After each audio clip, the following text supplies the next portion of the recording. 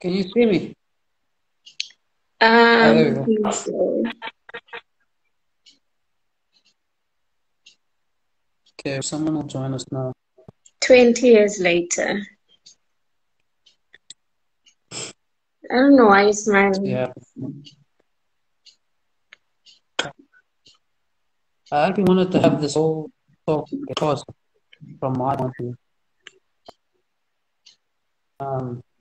Because I wanted to challenge my understanding of it, and also at the same time try to reach a different set of ears. But anyway, since Wish is gonna be on, I guess it has to be kind of full on English. Okay. Wish has joined. Right, actually.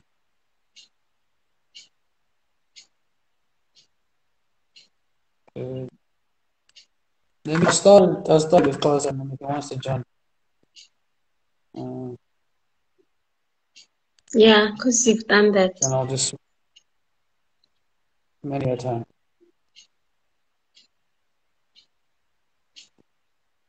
Anyway, so yeah, okay. So this is the beginning, right? So Mother Nature or nature doesn't want us to be extinct, right? Mm-hmm. So funeke soloko sihleli apha emhlabeni, ne? Mm-hmm. And for us ubana sihlala apha emhlabeni, we always have to then make sure ubana yonke into esiyenzayo, the best possible people abakwazi uhlala emhlabeni funeke belapha emhlabeni. So that means that xa ugula, you're more likely uba usweleke, ne? Mm-hmm. So kuba kukho abantu abanintsi abagulayo, ne? Mm-hmm. Then wonke umntu uzosweleka, Mm-hmm. ne? So you have to regulate the amount of people abakhoyo emhlabeni to always have the healthiest and strongest people so that then society does not lead to extinction. I hear you. Right? Okay. So once that is that's like the brief, like just make sure you don't get extinct. Yes, there'll be people getting killed, people dying from this, whatever it is, but at least the vast majority of won't get is going to be moving forward. Mm-hmm. Yeah? Mm-hmm. And through that moving forward, there'll be so like now, back then, school of the Black Plague. Yeah? So a lot of people that died from that. But because there was a lot more people that then was able to survive from that, we were able to then produce better medication and better structures and all that, so that we can stay away from things like that, and then we can all proceed. It's almost like every like generation we have like bursts of new humans, yeah, which is what evolution is in a nutshell, right? Mm-hmm. Okay, so now that as the substructure, everything else now becomes kind of freedom and do whatever you want. And Mother Nature kind of says, look, just don't do too much of this, don't do too little of that, because if you do go to the extremes, then it's off us on. Yeah? So just don't go too extreme. Okay, everything else is fine. Okay, so that brings me to safety, right? So safety is the fundamental thing of that. Because if you're not safe, you're going to be extinct. So then our underarching kind of matrix of DNA is to just be safe, right?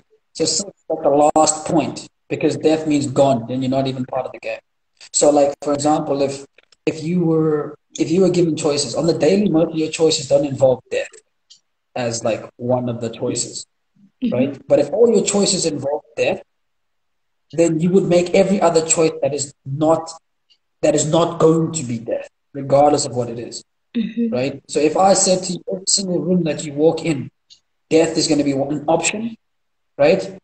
Then for you, you will always pick the other door, regardless of what it is, as long as it's not death. Because death means safety is at risk, which means gone, right? But more often than not, your choices in life is, well, it's one door, there's McDonald's, and one door is KFC. It's like, okay, cool, I'm going to die with either, whatever, right? So every day is like a struggle in that sense, right? So like you're living with a clock, but you're trying to make sure that that clock lasts as long as possible. Yes. And death is the underlying structure, right? Yeah. Okay, so now what happens is then, which leads to attraction, right? So safety will lead to attraction in the sense that now everything that you are attracted to fundamentally as a base, right, has something that has to do with safety with it. So if you're going to be attracted to something, you're not going to be attracted to something that's going to kill you, right? You might say that it gives you some sort of feeling or it gives you some, but it's like if death is really an option there, you're not going to be attracted to it,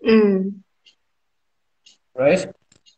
Now that's more so important when it comes to women than it does to men. That's why men are more reckless, right? And the reason for that, I think, is that if you're female in society, you're actually responsible for nature itself, right? Because you're responsible for the next person that's going to be made in the world. Yeah.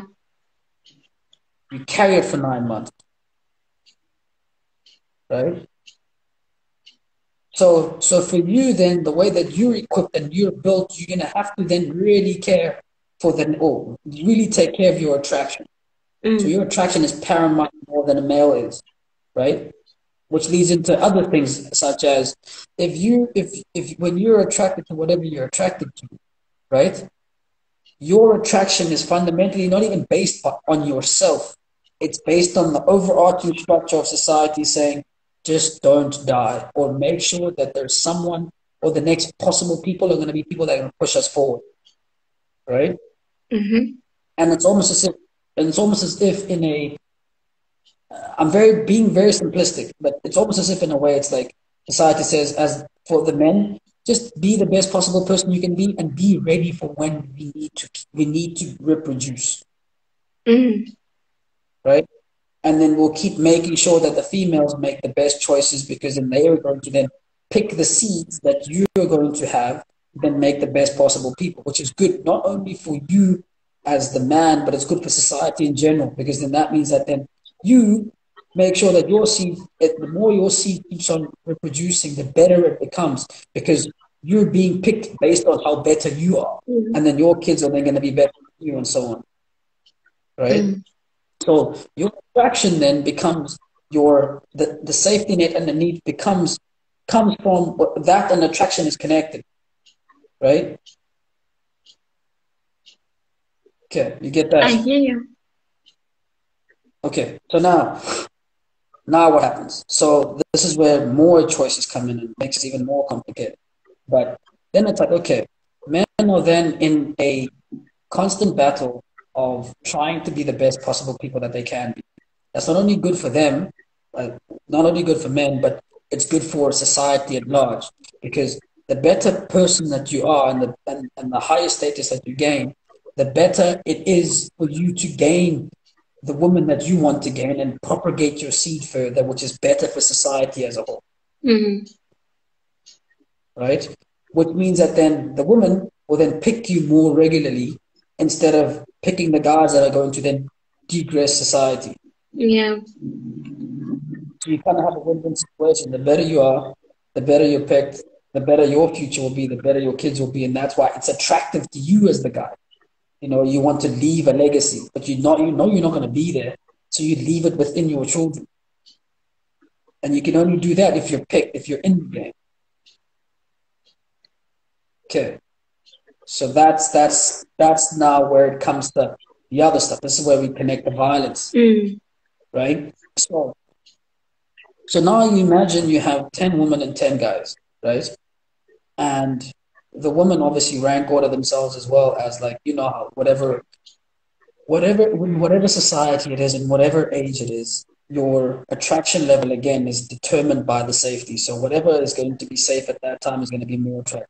So let's say, for example, back in the day, being a gladiator, being big and strong, right, means that then you're going to be killing off monsters and all sorts of things and other guys that are going to try to kill your family. So therefore, being big and strong is actually better and safer. So therefore, for females, it's better off to pick men that are going to be big and strong because they physically need to be big and strong to protect them, right? As time went by, then men said, okay, well, the men that are not big and strong said, well, then how are we going to get picked, right? We need to develop another strategy, right? And then they said, okay, well, look, so what we'll do is that we'll then just develop high-tech things that don't need physicality, and then we can kind of just press a little button, and then whatever is bad can stay away, and then that then creates safety. Or we can then build walls or build gates to keep all the bad things out, and we can build cement and all that, so that we don't have to then use physicality, which is what we don't have, but we can achieve the same goal, which is safety, and then we can be picked. Right? So as time has gone by, everyone tries to then obviously in a specific or in a more realistic realm, trying to make sure that whatever thought processes that we're trying to be picked by, it's going to be morally correct. Yeah. Right? So again, it's like, if I'm not big and strong, so how am I gonna make sure that I'm attractive and make sure that everything can propagate from my point of view? I'll have to develop another strategy, right? Which is what you do eating, right? Now, what happens when you don't have a strategy? What happens if your strategy doesn't work and it's not a net positive for the whole society, right? That's when violence and crime comes in, right? So then you go, okay, the same 10 women, same 10 men, the 10 women go, okay, you know what? We're going to compete amongst ourselves, right? So I'm going to try to be the prettiest, because men like to look at beauty as the main kind of attraction point. As soon as they see you beautiful, whatever way, maybe it's ratio, maybe it's, nose to mouth, eyes to nose, hips to waist, nipple to breast line, whatever it is. Whatever that is, we're going to make sure that I have it, so that then I can go higher and higher in my ladder, because the higher I am in my ladder, the more attraction and the more chances of me making sure that I'm going to be picked is higher, right? And as time has gone by, it becomes just more and more sophisticated. So it goes from, dressing up a certain way to actually having surgery done, to actually using makeup, to actually doing everything physically to actually change the well-being of my physique to make sure that then I'm going higher and higher in whatever I'm going to, right? Maybe it's the way I dress, the way I do my hair, and every kind of stage, 10 years, 20 years, whatever, there's a big boom as the girls that don't, like, if you use makeup and makeup's not that great on you, then you go, flip, I can't use makeup, what else can I do?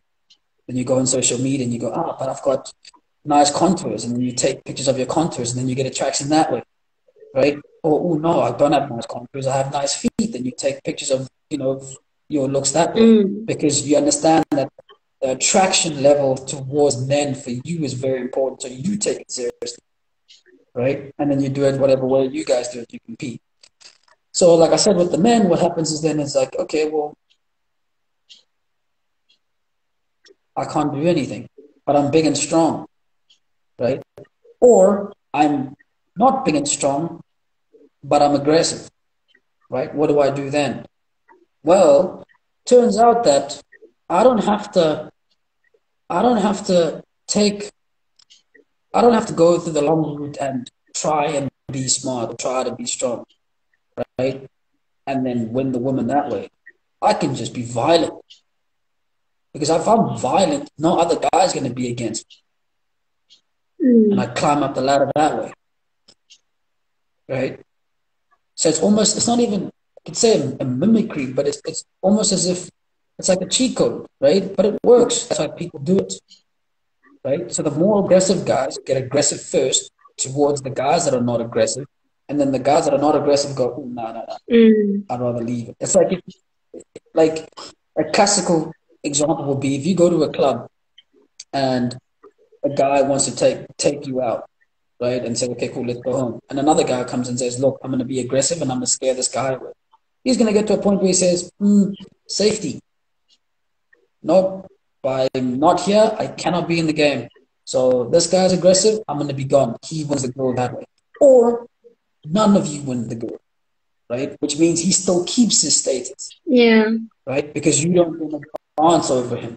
So then it's like, well, violence actually works, right?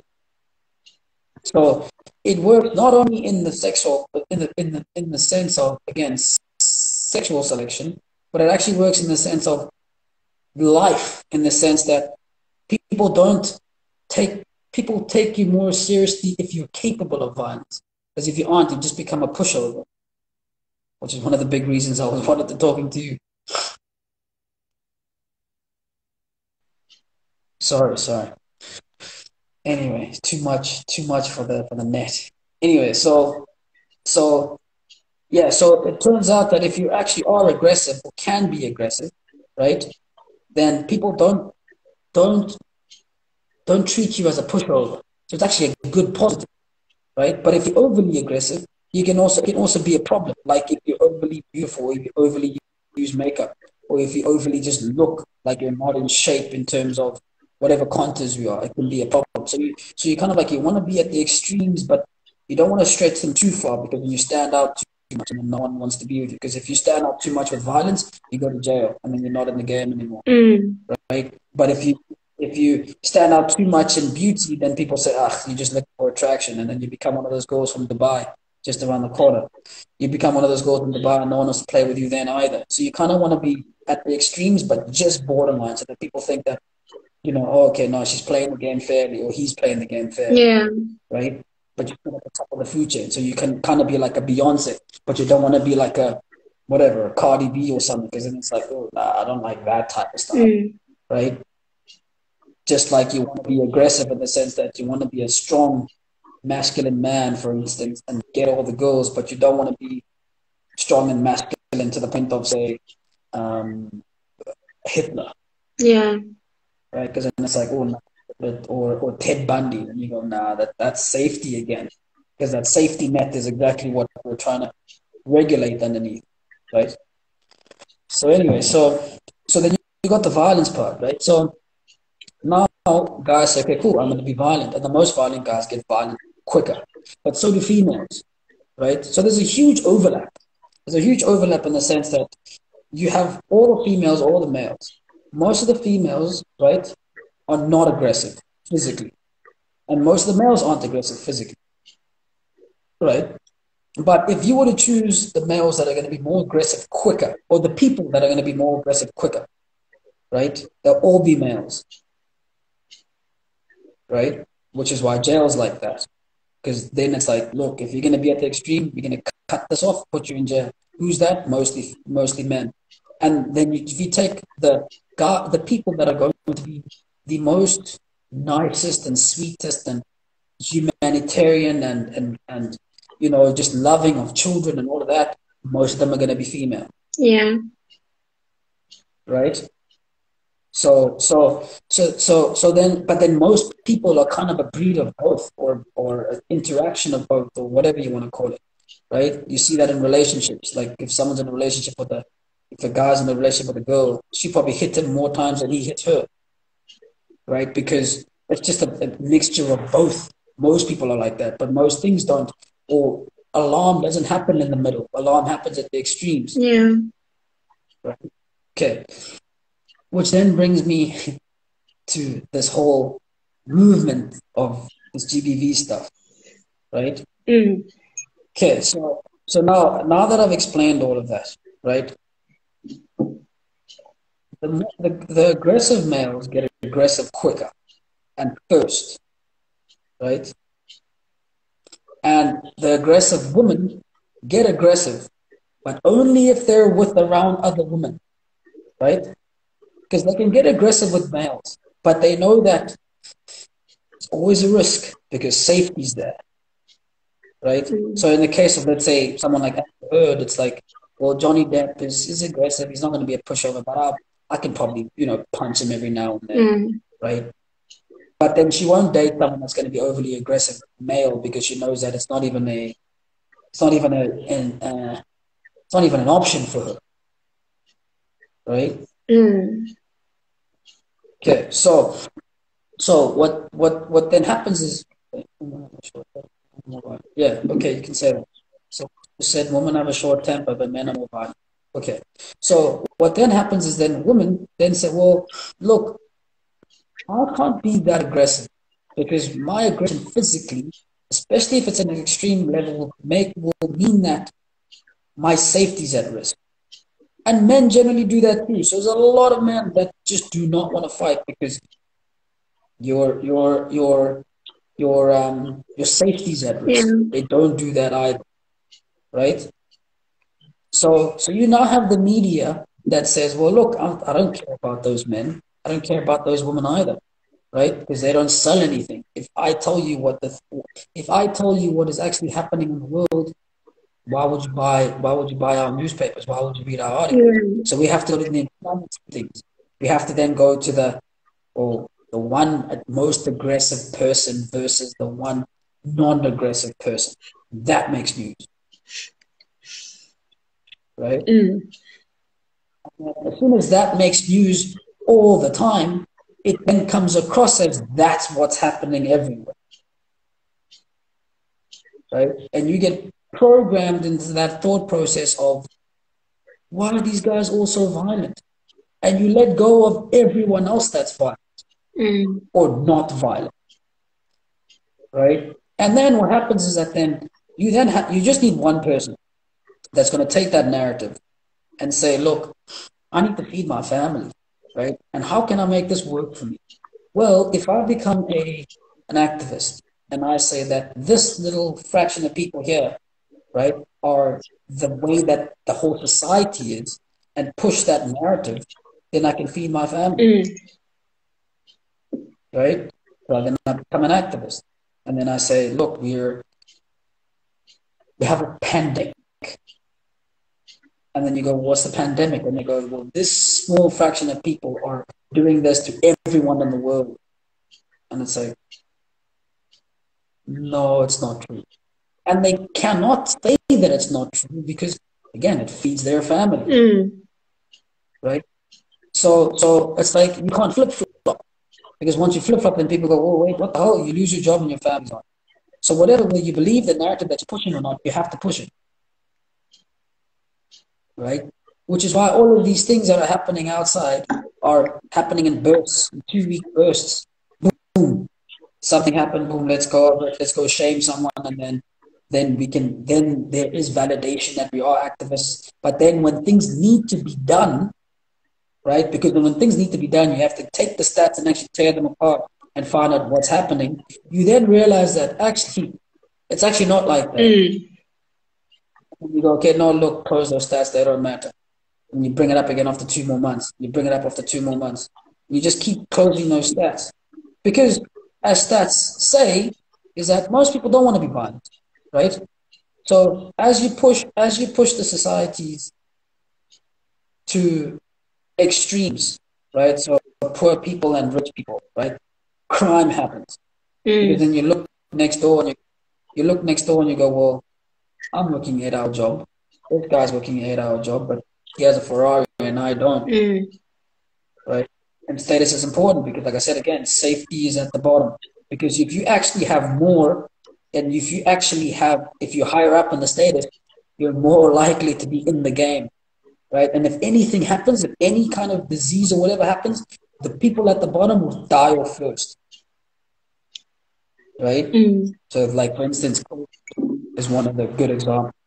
COVID comes, people need to lose their jobs. The CEO doesn't lose their job; it's everyone else that's working under the CEO. So therefore, that's why people want to keep advancing because it's actually safer to be up there in whatever way it is. If you're prettier, and guys say, okay, cool. Now we're not looking for goals that are only going to be a 5 out of 10. If you're 10 out of 10, you're always going to be in the game. But if you're low down, you're going to get cut off the whole time. Yeah.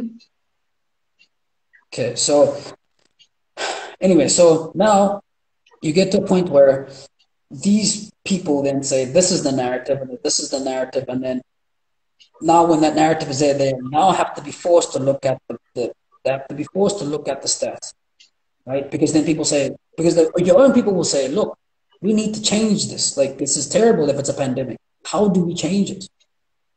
And in order to change it, you actually have to then look at what's happening and take it for what it is, regardless of your own beliefs. Yeah. Right? You have to. It's like social scientists. It's like, look, man, what makes people, kill each other? It's like, is it really the fact that they're just aggressive? How do they get aggressive? Why are they aggressive? Why are they aggressive against these people and not these people? And you have to find that out. And then when you do that, you realize, actually, you know what? Most people actually aren't aggressive, because most people don't actually want to be kicking and stealing and stabbing and shooting, because their safety is at risk, right? So then the stats go, well, look, actually, in almost all societies, every single time where there's an increase in crime, right? Burglary and theft is at the top of that food chain, like like astronomically, because I'd rather just steal what you have, and then now I'm a higher up in that state, and my safety is not at risk, right? But when I do that, when I do steal something from you, what then happens is that then that increases all the other crimes, because as soon as I take something from you, right? Then what do you say? You go, fuck that, that's not going to happen, right? I'm going to go and take this thing back, right? And how are you going to do that? It's obviously not going to be, well, I'm going to give it to you and you're going to give it back. It's going to be a fight, and violence increases, right? So hijackings, violence, knife crimes, gun crimes, all of that increases as a result of all the other crimes, as a result of the inequalities that happen, right? And men are at the top of that food chain when that happens, right? Because men are more violent to men whenever there's crime that happens, because there's that ladder that I was talking about again, right? So men are more violent to men in any way. Then you just have to add alcohol and add like the hard drugs. Then it just spirals out of control. Then the things that would have happened over a 4-year span happen in a 1-year span, right? It's like if you're gonna fight me today, if we were on a normal day, our argument would take 5 minutes. But if we're both drunk, it'll probably take a minute or less, right? Which is why most crimes happen when people are drunk or they're intoxicated in drugs or whatever it is, right? And more often than not, that's men against men. Okay, so all the other crimes increase as a result. Okay. Then you have proportionally, as I said again, you have then the sexual crimes that increase, and you have the crime against children, and you have crimes against women, from everyone, from males, from females, everyone just increases in crimes. But the guys that are going to be more aggressive first will be aggressive to everyone, right? So now what's happening with this whole narrative is that we're looking at that little structure there at the bottom that says, okay, crimes against women has increased, let's say 20%, whatever it is. It's actually even increased like 1 point something percent. And then we say, cool, we're going to talk about that. And that's going to be the narrative of all the stats. So what is irritant about that is the fact that it's not even just a lie, right? It's worse than a lie, because it's like, it's one thing to say, like, look, this is the stat that I'm talking about. This is the way things are. It's another thing to say, well, this is the stat and this is what things are. And these are the people that are causing the stat to be like that. I hear you. And that's why you have polar things happening all the time, because not only are you lying, but you're actually telling me that the reason why you are the way that you are is because that other person did it. So yeah, that was quite expensive, but it's a lot. No. Do you think okay, let's start with the whole attraction thing. And I think I was thinking of, the burden, responsibility that woman has in terms of being nurturing and the whole procreating, and how it's most of the times it's our responsibility to take care of that. So you need to make sure that you're going to bring a child into this world regardless of whatever is happening, and that child needs to be raised, and the person that is supposed to share that responsibility is now the same person that is, either, whether the stats are true or not, let's just keep that aside for now, but this is the same person that is most of the times failing to assume that. So now you need to, regardless of the other responsibilities they have as men, but we as women, that is the one thing you need to make sure of. And then in terms of violence, do you think it's something that is inheritable? Do you think it's something that can be carried over from generation to generation?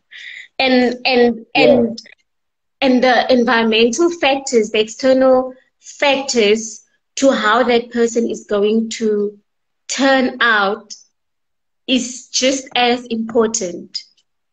Because, imagine someone being exposed or living or being raised in a household where violence is an everyday thing because of whatever reason, whether it is physical violence or it's shouting and fighting and argument every day.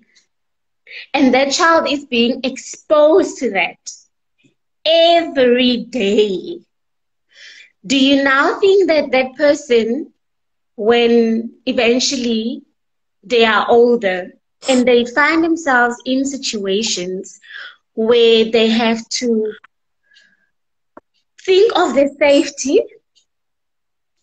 but also because of what they've been exposed to and what they've been taught, how to solve things, how to manage things, how to deal with this life thing, it's in a violent way, that they're going to think of safety at that moment, or they're just going to go with the instinct of, this is the problem and this is what I am used to.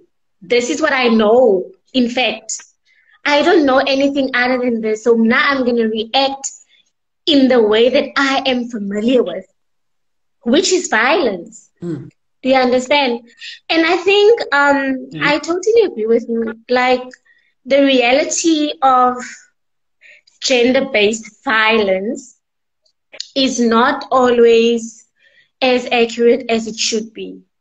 And we have a lot of men who there's no platform to speak about it. Either way, they're not going to be believed. They're going to be chased away, whatever. So it's easy for them to just suffer in silence, because who's going to believe them? But what is many times what is quite interesting is that people or men who find themselves in such situations where the woman is the violent one is because of things like, she is the one who's the breadwinner. She's the one who's taking more of what should be the man's responsibility. So then the control becomes so big for her, and then he kind of shies away because he's not bringing anything to the table.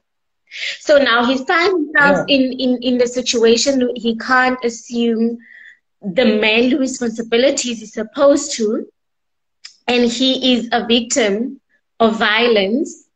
But he's not going to say anything because he probably doesn't have a job. Who is he going to tell? His family is not going to believe him. So he's just going to suffer in silence. But now I am of the belief that no one just decides to be whatever way. I believe that you are molded and you are shaped and you are formed to be the person that you are now by everything that has been happening from prior to your birth until now. Everything you are exposed to, directly and indirectly, it all has an effect on the person that you are now. And unfortunately, sometimes you don't have the luxury to make the choices that you would want to, because life is happening out there, and you will find yourself in situations where you are forced to be violent, where someone takes something of you and like, it's not going to happen. I worked very hard for that, so I am going to react in the way that I think would be the best to solve this issue. You understand? So I think the gender-based violence thing doesn't make sense. As a technical term, I wouldn't say it doesn't make sense. I just feel we need to relook. We need to relook. And we need to actually dissect of what is actually really happening. And if you are saying that women are more prone to be the victims of it, what does it mean? And as I said, I mean, if what I don't know, I don't know. So if when I was with about it, I'm not going to know about it. So it's not going to be a state. It's not going to be a state. Yes. Because no one is saying anything about it. So those who are saying something about it because they are suffering. No, so it's not that you're not saying anything about it. It's just that if you do have something to say about it, it's going to be negative. And if it's going to be negative, then your safety is going to be compromised. So whoever you do say it to, you're going to say it to someone that's not going to negatively impact your safety. So if you're going to speak to a friend of yours, you're going to speak to people that actually listen, like you, I'm speaking to you now. I know that if I tell you that there's no such thing as gender-based violence, that you're not going to put my safety at risk, then I can talk to you about it. Then we can actually have a conversation. But if you then put it out on a platform whereby your job or your safety or anything is going to be at risk, you'd rather not say it, just like anything else. So even as a technical term, gender-based violence doesn't make sense. To have violence based on gender does not make any sense. But what is the reason for that? What is the reason for breaking it as gender-based violence? Yeah, okay, cool. It's a good question. You asked a lot of good questions. But I'll start with that. So it's like, again, so I try to simplify it a bit, and I'm trying to go in a bit more deeper detail into that. But it started from domestic violence, right? Which is what it is, domestic violence, right? And then all of a sudden, gender-based violence. And I think the reason for that is the fact that if you call it domestic violence, right, then you only have you have less of a population to try to convince, right? Because if you're talking about domestic violence, you're speaking to people that are dating or people that are married, right? So if you're single, who cares? It's like, that's not gender-based violence, that's just assault, right? That's just the fight. That's just grievous bodily harm. But if I not call it gender-based violence, that means that everyone is part of the gender, right? That's the whole world, right? That's the whole population. So gender-based violence means that then you're going to be affected and going to have a say into it. So now you've then brought up from just something small, you say gender-based, and everyone goes, oh, that's me. Or if you go racially based, oh, that's me, because everyone has a race. Then boom, then everyone can listen to it, right? Okay, what a really good resource to look at. All right. Anyway, so it went again, like I said, as if you're trying to think, push a political platform, or you're trying to push a certain agenda, right? You're gonna get the most type of people in it as possible, and then let them fight over it. And as long as that doesn't die, the conversation doesn't die, it keeps you in the loop, keeps you having a job, because it's your safety that's at risk. Because then what if people just say, you know what people just say, look, no, actually, no, there's no racism in the world. Cool, let's move on. Then what's the point of political parties that are trying to push racism as part of their underlying structure? Nothing. So then they have to pick something else. right? So again, if you have gender, that's going to be, oh, well, everyone's included. And then everyone says, nah, no such thing as gender-based violence. Let's move on. It's just violence. Then all of a sudden, boom, everything goes under wraps. So when you look at gender, okay. So anyway, so if you look at gender-based violence as a basis, that means that then if you're committing violence, gender is the primary objective, or not the primary objective, the primary reason why you're doing that. That only accounts for things like if you want to say create a ritual or try to have something that can only be taken from a particular gender, then that is the reason why you're doing it. For instance, what's happening back home with, well, I'm going to mutilate someone's body for their genitalia. That can only happen to this gender. That can only happen to that gender. So violence is primary, but so is the gender, because the gender that you do it from, you can only get it from a specific gender. Right? But if I go and I do, not say me, but if someone goes and becomes violent to someone else, how do you know that gender is the primary basis for that? That's just violence. So as a technicality, the term gender-based violence makes no sense. It's only used in South Africa. Everyone else will term it something different, and it's not actually only used in South Africa. It's only used in South Africa in social media. But in courts, none of the people use this stuff. It's like, look, what was it? Is it domestic violence? Was it previous bodily harm? Was it an assault? What was it? Because there's always an underlying thing of violence. As we just explained, there's always underlying things to be violent about. Yeah. Right? So like a female will beat up another female. Is gender one of the reasons? Could be. Doesn't mean that it's the basis of it. Right? Hence it's not gender-based violence because it's not the basis.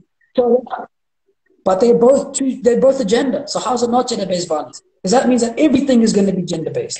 Because everyone has a gender.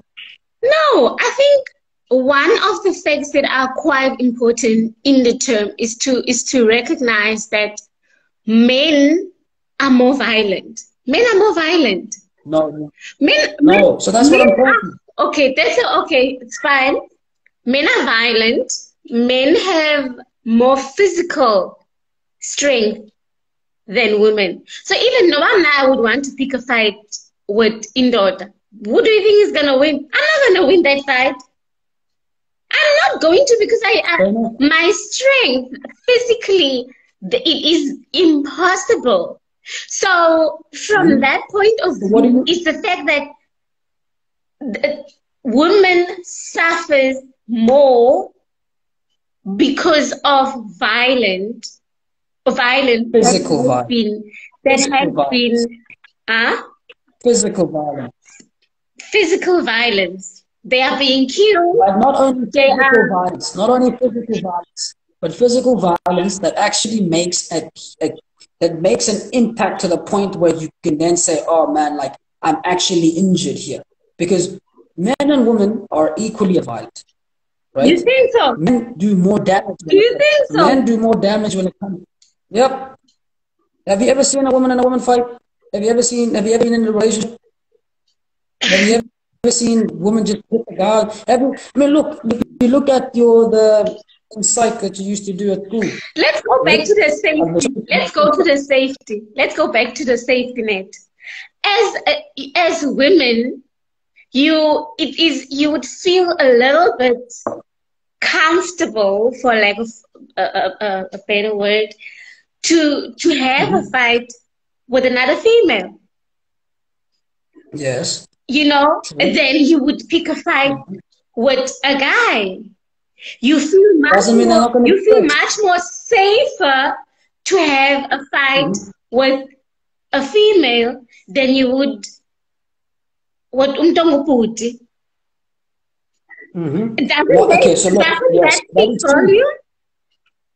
No. Yes. No. Look. So that's exactly what I'm saying. This way. Sorry.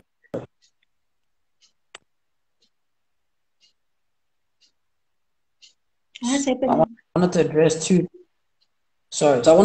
things on that, right? So yes, as a female, you'd be much more confident to fight with another female, right? Which is why I was talking about that technicality. You say, when it comes to the fact that even when you're unsafe, come on. Yes. Even when your safety is at risk, right? There's also degrees of that, right? So you know that if you're gonna have a fight with a guy, you're compared to a female, the guy will create very hard, very difficult things to come back from. But if you have a fight with a female, it's not that they're not going to hit you, but you know that your safety is going to be much better there in the sense that you're probably not going to die. That does not mean that they're not equally violent. But they are violent. They're not equally violent, but they are all violent. Yes, exactly. So what I'm saying now is that then what happens is that then if you're like just the same as a guy, right? A guy will have a fight with another guy. But a guy's not going to have a fight with an overly aggressive guy, right? Because that guy could potentially kill him. But if he has a fight with a guy that's going to be on the same level as him, he could maim him as well, or you can get away from that fight. So even with safety, there's degrees in that, right? It doesn't mean that then the guy is more aggressive or the female is more aggressive. In a domestic dispute, females hit men more than men hit women. Precisely also because of that, because as soon as the guy actually does do any harm, it creates a bigger impact. Whereas in the domestic situation, well, let me slap him. Even society lets that happen. You see that everywhere, right? You see that on cheaters. You see that on your Chola 99. You see that on Facebook every day. Like a guy will rock up and, a female will come and smack her husband or boyfriend and be like, well, he's not going to die. It's still violent. Yeah. Right? Because if the guy would do that, then it's the same action as a slap or whatever it is, but it's going to do grievously bodily harm.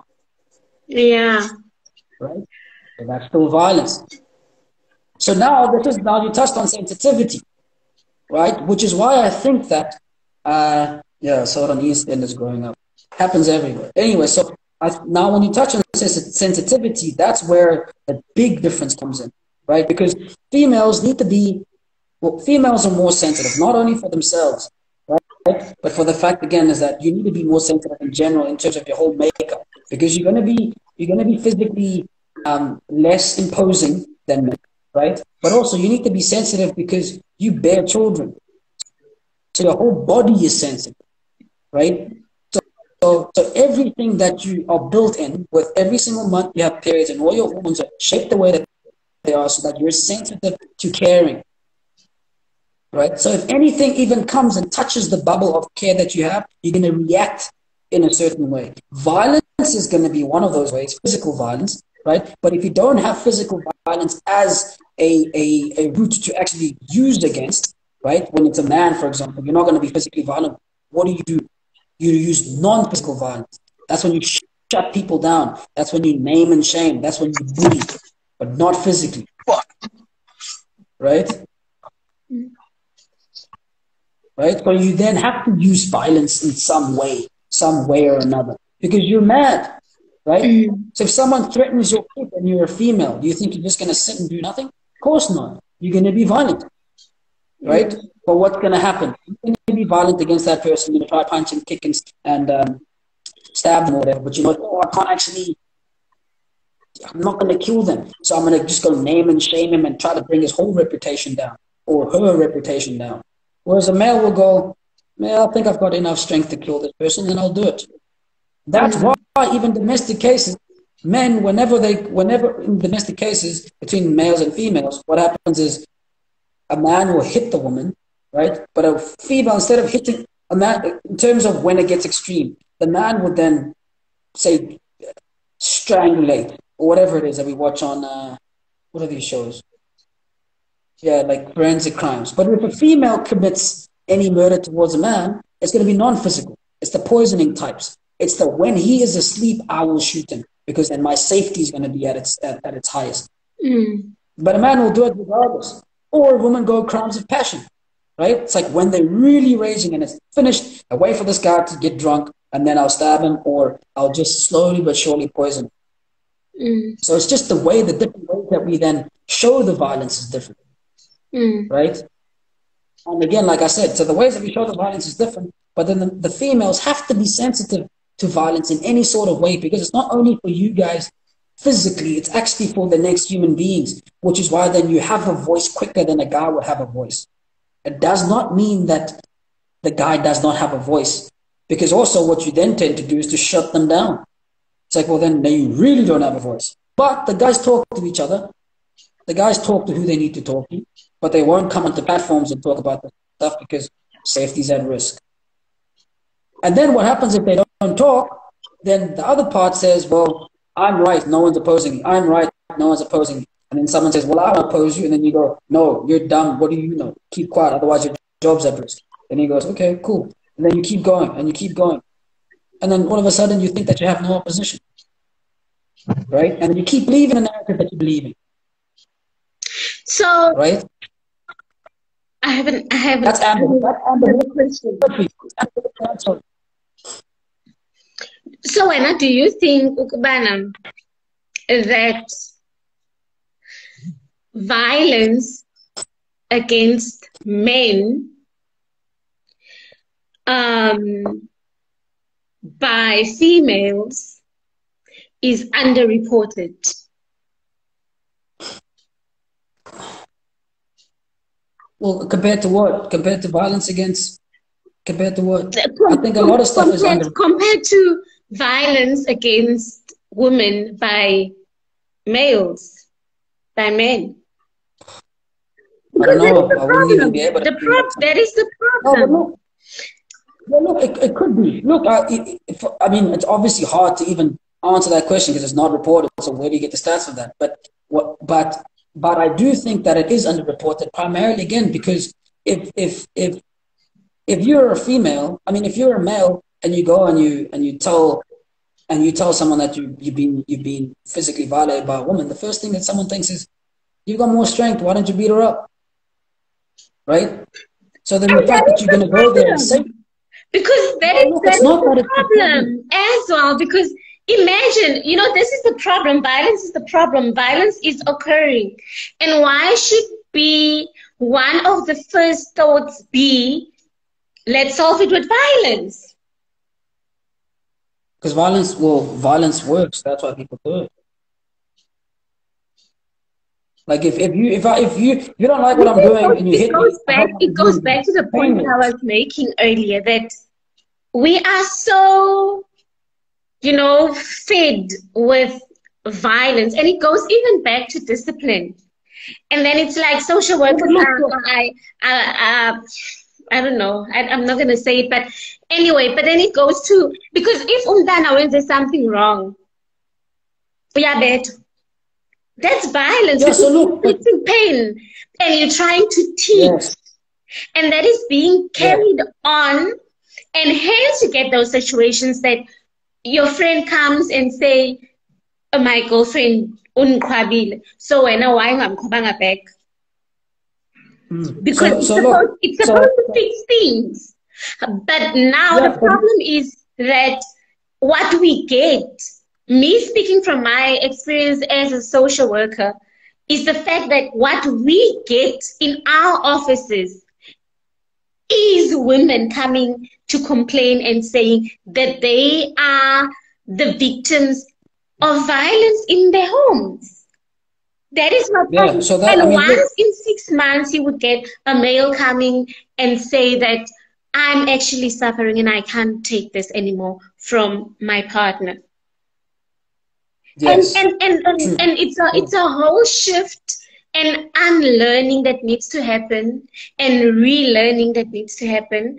But I get your point, what you said earlier, that it's this big force that's just driven by the media, politicians, and all of that. But what we see, regardless of what their intentions are, but what we see on grassroots is that women suffer more. They are victims of this. They are at the hands of their partners, which are male. Yeah. Yes. So I totally agree with that. That's domestic violence. It should not be gender-based violence. Yes, that's domestic violence, right? If it was gender, look, you take those same guys, right? and you put them in a fight with another guy, right? Do you think they won't be violent? But I mean, like, why would you fight only that you know that they do not have the strength to challenge you physically? So you are overpowering That's women. exactly You are using your power.